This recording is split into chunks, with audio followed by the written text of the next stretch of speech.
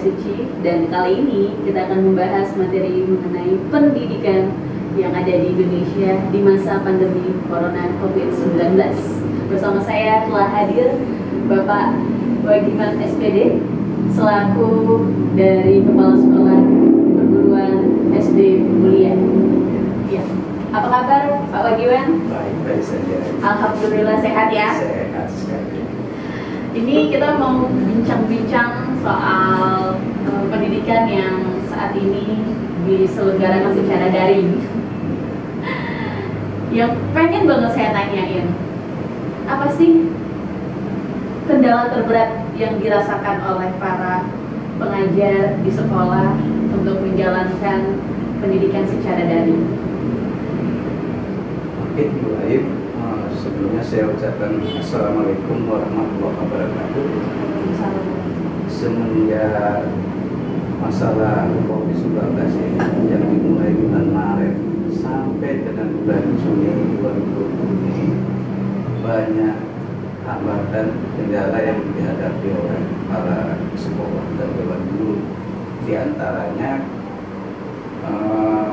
masalah finansial atau ekonomi orang tua itu banyak yang sangat-sangat menurun sekali, disebabkan perusahaan-perusahaan itu mem-PHK-kan para pekerjanya, sehingga dampaknya terhadap sekolah, khususnya kami sekolah swasta ini, di mana hambatan yang paling berat untuk penarikan uang SPP, kan? Karena kalau kami di swasta ini rata-rata untuk membayar honor guru itu berasal dari SPP. Jadi pihak sekolah merasa prihatin untuk penarikan SPP disebabkan kita faktor ekonomi orang tua tadi. Itu yang menjadi kendala terbesar saat ini ya Pak? Betul ya.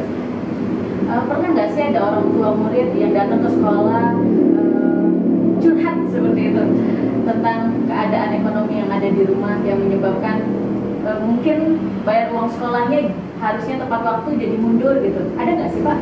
Wah, memang cukup banyak. Banyak ya Pak ya? Setelah kami informasikan melalui WA kepada orang tua, kan kita tatap muka gitu kan, dari mulai bulan Maret sampai bulan Juni. Jadi rata-rata orang tua itu mengeluh, gimana lah Pak, karena suami saya tidak bekerja, untuk menutupi kebutuhan sehari-hari itu sangat sulit, belum lagi untuk bayar SPP.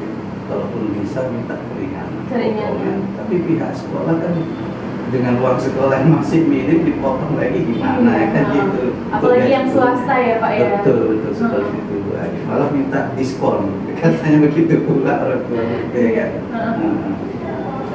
Jadi Pak, ini kan kita udah mulai hampir 2 bulan ya belajar sekolah daringnya. 3 bulan. Udah mau 3 bulan bahkan sekolah daringnya. Nah, selama menjalani belajar secara daring, apa sih kendala terbesar yang dihadapi oleh seorang guru menyampaikan materi kepada siswa secara daring? Ya, kalau hambatan paling besar itu kadang-kadang karena internetnya itu kadang-kadang lemah. Iya. Jaringan ya Pak ya. Jaringannya itu lemah. Di situ lah yang paling banyak kendalanya. Kalau dari segi selain internet Pak, dari materi, biasanya kan ngajar kepada murid kan langsung di papan tulis nih, ketemu sama muridnya, tahu muridnya antusias atau muridnya lagi males. Nah, ini kita hanya belajar secara daring. Kira-kira materi-materi yang disampaikan secara daring itu efektif nggak sih kepada muridnya?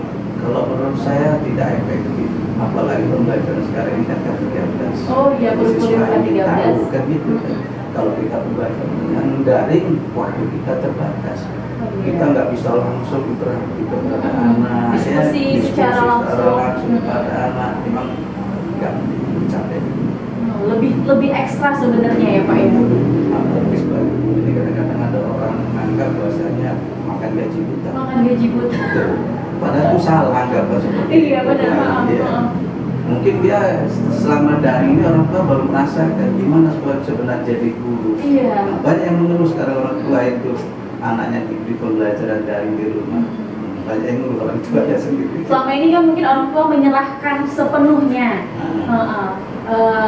si anak kepada sekolah untuk diberikan pelajaran. Nah, setelah belajar daring. Akhirnya mau tidak mau orang tua ikut terlibat dalam proses pembelajaran si anak, dan akhirnya tahu ternyata menjadi guru itu luar biasa sekali ya tanggung jawabnya ya. Tidak gampang untuk memberikan materi, makanya disebut guru itu adalah pahlawan tanpa tanda jasa. Betul ya. Seperti itu ya. Ini kita tahu bahwa metode daring yang saat ini diberlakukan oleh pemerintah sudah berjalan sampai 3 bulan bahkan. Sementara kita kemarin ujian nasional dihapuskan ya Pak? Iya, benar. Apa sih pendapat Bapak dari ujian nasional yang dihapuskan? Ya, kita menyadari bahwa COVID ini memang sangat luar biasa ya. Jadi dengan dihapuskan ujian nasional ini karena nilainya hanya diambil dari nilai semester itu dan pembelajaran dari ya itu kita terima saja. Ya kan, itu aja kalau menurut saya. Dan sebenarnya guru sudah sangat maksimal sekali ya Pak. Betul, ya. Untuk memberikan materi kepada para murid ya. Iya. Udah siap lah sebelum dari mulai bulan Januari udah kita siapkan anak-anak untuk menghadapi ujian itu. Tapi ternyata kita nggak mengharapkan musibah yang terjadi kan gitu kan COVID. Dan mengakibatkan beberapa segmen lumpuh seketika ya Pak. Betul. Bahkan di pusat perbelanjaan sama sekali tutup total selama beberapa pekan terakhir, dan ini mulai new normal kembali ya. Insya Allah. Nah ini kita udah menyambut semester baru ya Pak ya, tahun ajaran baru. Dari keadaan daring seperti ini, otomatis para siswa-siswa SD yang baru masuk kan harusnya pengenalan tuh dengan sekolah. Jadi apa sih yang dilakukan sekolah pada saat menyambut siswa-siswa baru, terutama yang masih kelas 1 SD? Memang tantangannya luar biasa. Sangat berat ya kan. Seharusnya kalau untuk kelas 1 SD ini tidak bisa kita berikan pembelajaran daring. Iya. Karena mereka mau belajar baca ya. Dan kenal dulu sama gurunya yang mana sih, ruangannya yang mana sih. Kalau langsung kita berikan pelajaran daring sangat ribet juga. Iya ya, tetap harus mereka berjumpa ya Pak ya. Iya. Saya juga bingung. Saya juga bingung gimana ya anak kelas 1 SD datang ke sekolah mau belajar baca tapi daring.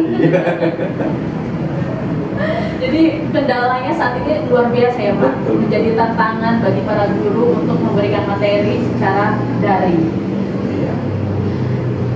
Mungkin beberapa orang tua saat ini sudah mulai merasa bahwa ternyata sulit ya mengajarkan si anak dan memberikan tanggung jawab kepada sekolah langsung. Tapi pernah nggak sih Pak ada orang tua murid yang ibaratnya meskipun saat ini belajar daring, tapi dia benar-benar mengetahui bahwa oh iya ternyata materi yang diberikan sama guru itu sebenarnya sudah sesuai meskipun belajarnya secara daring gitu, nggak tatap muka. Ada nggak sih Pak orang tua yang akhirnya menyadari gitu? Kalau menyadari yang pertama saya katakan dulu menjadi kesabaran orang tua. Banyak yang saya lihat orang sabar mengajari anaknya. Jadi kalau menurut saya biar ini menjadi suatu pelajaran ya bagi orang tua murid yang menganggap bahwasanya guru itu cuma tadi yang saya katakan hanya memakan gaji buta. Jadi kalau dengan seperti itu selama ini kita belajar dengan daring, nah otomatis orang tua akan mendampingi Ibu Ayu.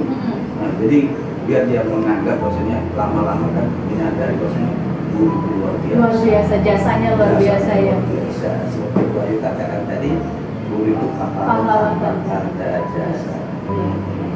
Orang-orang hebat yang saat ini menjadi pimpinan-pimpinan, bahkan sudah menjadi direktur, itu nggak akan bisa ada di posisi itu tanpa support dari guru-guru mereka dulunya.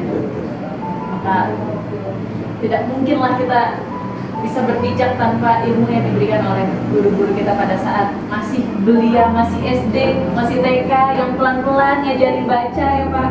Satu demi satu huruf diajarin, satu demi satu angka, dan akhirnya kita bisa memiliki ilmu yang begini luar biasanya.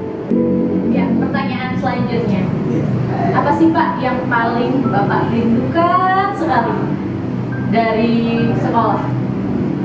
Ya, kalau kami sebagai Dewan Guru ini yang sangat-sangat kami rindukan adalah inginnya belajar itu tatap muka dengan anak-anak didik kami yang sudah kami rindukan semenjak bulan Maret 2020 sampai bulan Juni.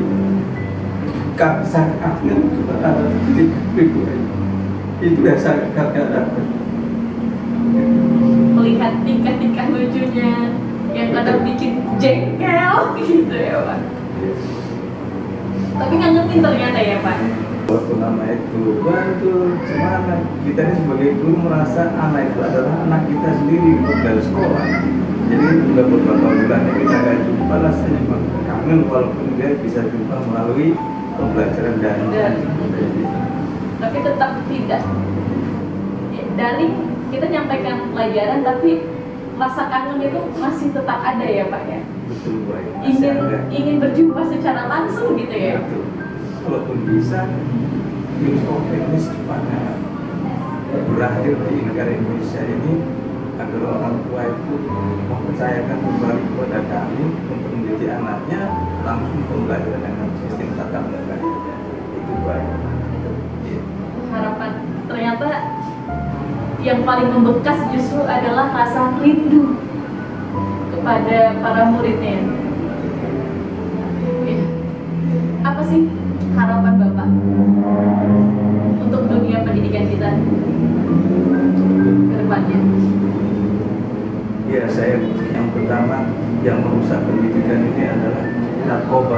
Narkoba ya Pak. Jadi saya sangat mengharapkan pada generasi pemuda Indonesia ini, mari kita jauhi narkoba, haramkan narkoba itu, agar bisa generasi muda kita itu menjadi generasi yang tangguh untuk mempertahankan negara kesatuan Republik Indonesia ini dengan belajar yang sungguh-sungguh.